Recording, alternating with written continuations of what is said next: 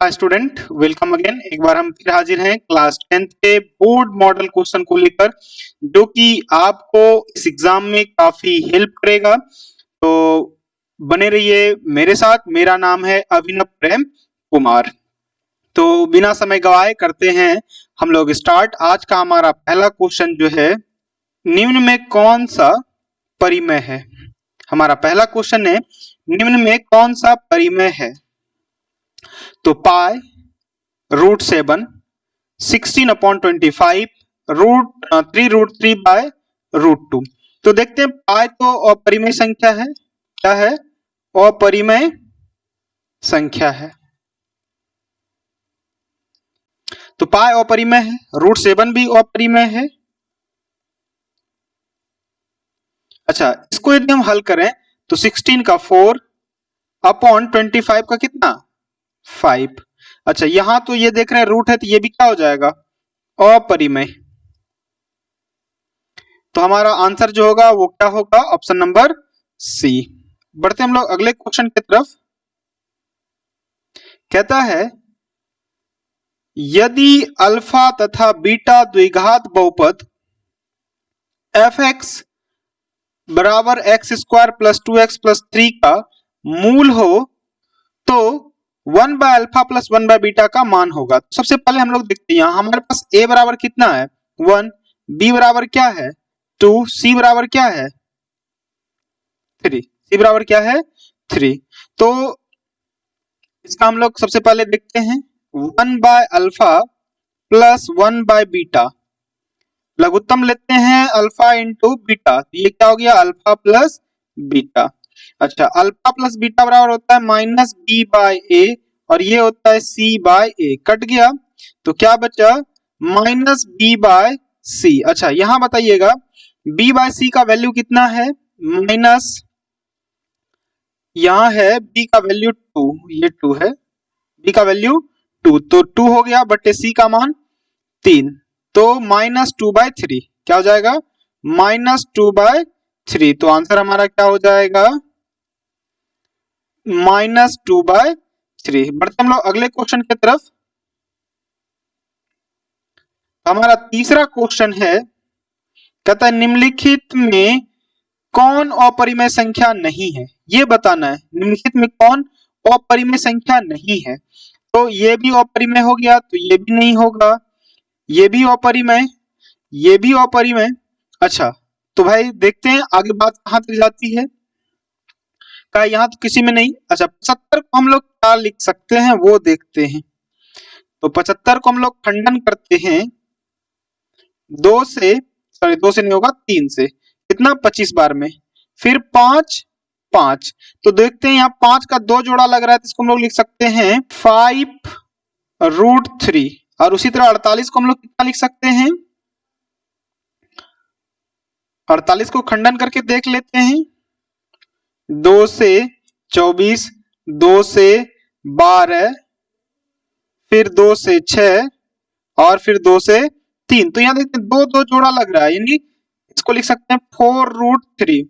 √3 cancel, तो 5/4, यानी कि ये जो हमारा डी नंबर है वो क्या है अपरिमेय संख्या नहीं है। बढ़ते हम लोग अगले क्वेश्चन की तरफ।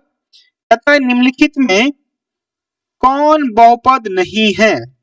निम्नलिखित में कौन बहुपद नहीं है। तो भाई देखते हैं कि हम लोग जानते हैं कि बहुपद पे क्या होना चाहिए, पावर धनात्मक पूर्णांक होना चाहिए। क्योंकि यहाँ क्या देख रहे हैं कि ये भिन्न में है, रूट का मतलब पावर हाफ, इसलिए ये जो क्या होगा बहुपद नहीं है। बाकी -7 ये अचर बहुपद है, ये द्विघात बहुपद है, ये भी द्विघात बहुपद है। अच्छा, यहाँ रूट अचर पे है, न कि वेरिएबल यानी चर पर है, इसलिए हमारा आंसर क्या हो जाएगा सी। बढ़ते हम लोग अगले क्वेश्चन की तरफ। हमारा अगला क्वेश्चन कहता है, युगपात समीकरण 2x + 3y = 5, 4x + 6y = 9 निकाय है, इसका कैसा हल होगा ये हमको बताना है। तो देखिए यहाँ x के साथ यहाँ 2 और यहाँ x के साथ कितना 4 बराबर लिखते हैं 3, और यहाँ y के साथ कितना 6, और यहाँ ये अंदर लाएंगे तो -5, और यहाँ भी जब इसको अंदर लाएंगे तो 9। तो ये कितना बार में, 2 बार में कट जाएगा, 2 से 1 बार में और ये 2 बार में, 2 से ये 1 बार में, ये 2 बार में, ये माइनस माइनस कैंसिल। तो ये 5/9 तो नहीं कटेगा, तुमको क्या मिला 1/2 बराबर 1/2 बराबर नहीं है कौन, 5/9, यानी कि A1/A2 बराबर B1/B2, लेकिन नहीं है क्या C1/C2। तो हमारा इस तरह का जब होता है तो क्या होता है, कोई हल नहीं होता है और निकाय कैसा हो जाता है, असंगत हो जाता है। तो आंसर नंबर हमारा क्या हो जाएगा, ए। इसको मिटा देते हैं तो हम लोग अगले क्वेश्चन का हल देखेंगे। तो कलर भी चेंज कर देते, ये अच्छा नहीं लग रहा है, चलिए हम लोग कलर भी ले लिए।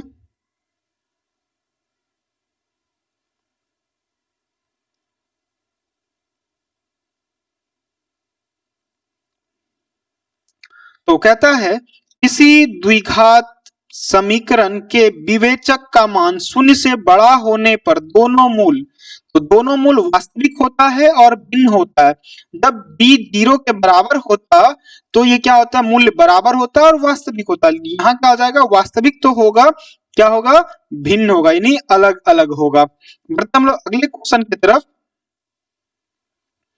तो अगला क्वेश्चन है, कहता है समीकरण x प्लस 2y बराबर 9, यदि x बराबर 5 हो तो y का मान, तो बहुत ही आसान है, ये लोग आप भी बना सकते हैं, आप लोग भी बना सकते हैं। x के स्थान पर लोग 5 रखते हैं, प्लस 2y बराबर 9, तो 2y बराबर 9 माइनस 5, तो क्या हो गया भाई, 2y बराबर 4, यानी कि y बराबर 4/2 यानी कि 2। तो आंसर हमारा क्या हो जाएगा, बी। आंसर क्या हो जाएगा, बी। बढ़ते हम लोग अगले क्वेश्चन की तरफ। अच्छा, अगला क्वेश्चन है हमारा, कहता है द्विघात समीकरण, क्या है, द्विघात समीकरण 3x square minus 2x plus 1/3 बराबर 0 का विवेचक मान होगा। तो यहाँ a बराबर कितना है हमारा 3, b बराबर कितना है -2, c बराबर कितना है 1/3, तो d बराबर होता है b स्क्वायर माइनस 4ac। तो b का मान कितना भाई, -2 का स्क्वायर माइनस 4 गुना a कितना है 3 और 4ac, ac हमारे पास 1/3 है, तो ये और ये कट गया, सॉरी ये और ये कट गया, तो यहाँ बचा 4, यहाँ क्या बचा 4, ये 3 कैंसिल, तो यहाँ देखते हैं माइनस का स्क्वायर प्लस, यानी 2 का स्क्वायर कितना होगा 4, -4 यानी कि 0। ऑप्शन नंबर हमारा क्या हो जाएगा, ए। बढ़ते हम लोग अगले क्वेश्चन की तरफ। कहता है एपी 4, 10, 16, 22, 28 का सार्व अंतर होगा। तो यहां देखते हैं हम लोग, ए बराबर हमारा क्या है 4, डी बराबर यदि 10 में 4 घटाएं तो 6, हमको कहता है सॉरी सार्व अंतर ही निकालना था, तो हम लोग 10 में 4 घटा देंगे कितना 6, तो काफी आसान है, यहाँ ए पूछा भी नहीं जा रहा है। बढ़ते हम लोग अगले क्वेश्चन की तरफ। कहता है यदि त्रिभुज एबीसी में AB AC के मध्य बिंदु D और E इस प्रकार है कि DE समांतर है BE का, DE समांतर है BC का, तो BC बराबर 8 है, तो DE का मान होगा, देख बार ध्यान से देखिए, ये त्रिभुज है ABC, ठीक। अच्छा, इसके मध्य में है ये D और E, ठीक। अच्छा, अब देखिए हम क्या निकालना है BC, तो एक चीज आप याद रखिएगा,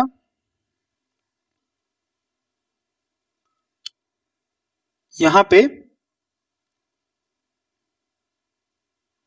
समांतर है। अच्छा, BC दिया हुआ है हमको 8, हमको निकालना है DE।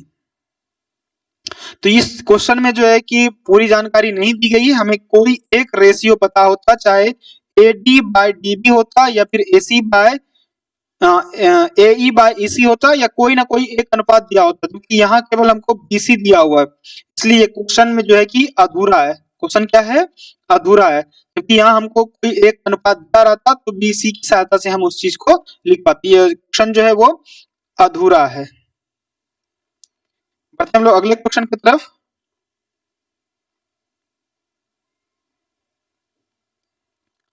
तो यहां है, ये एपी का 11वां पद निकालना है। क्या निकालना है, एपी का 11वां पद। ए जो है वो कितना, -3, डी हम लोग निकालते हैं कितना, -1/2 में घटेगा कितना, -3। तो एक माइनस पहले से ये सूत्र वाला और ये एक माइनस, तो क्या हो जाएगा प्लस। तो ए बराबर हमारा -3 तो है ही, यहाँ डी बराबर क्या हो जाएगा, इसके नीचे ने तो कुछ एक और 2 का लघुत्तम 2, -1 1 से भाग देंगे 2 में तो 2, 3 दूना 6, तो डी बराबर कितना हो जाएगा 5/2। हमको क्या निकालना है, 11वां पद। ए 11 बराबर होता है,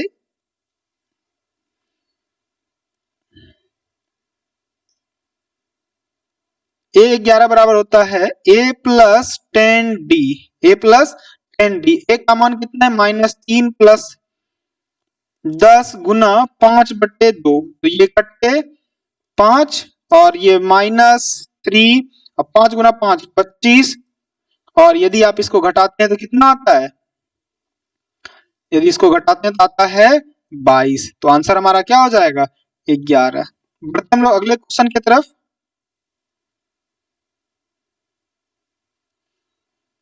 अच्छा, एक बाल्टी के वृत्ताकार सिरों की त्रिज्याएं 35 सेमी है और 14 सेमी है, और बाल्टी की ऊंचाई 40 सेमी है, तो इसका आयतन है। तो आप लोग इसको कैसे निकालिएगा, तो एक बाल्टी के वृत्ताकार सिरों की त्रिज्याएं 35 सेमी और 14 सेमी और बाल्टी की ऊंचाई 40 सेमी है, यानी दो त्रिज्या दिया हुआ है, R1 प्लस R1 और R2 दिया हुआ है हमारे पास। क्या दिया हुआ है, R1 और R2 दिया हुआ है। R1 हमारे पास कितना है 35 और R2 बराबर हमारे पास है कितना 14, और H हमको कितना दिया हुआ है 40।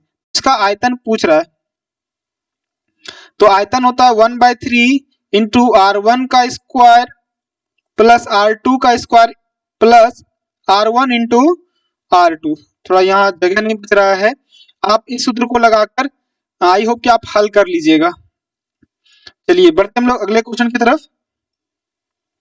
कहता है यदि E कोई घटना हो तब PE प्लस PE डैश का मान होगा।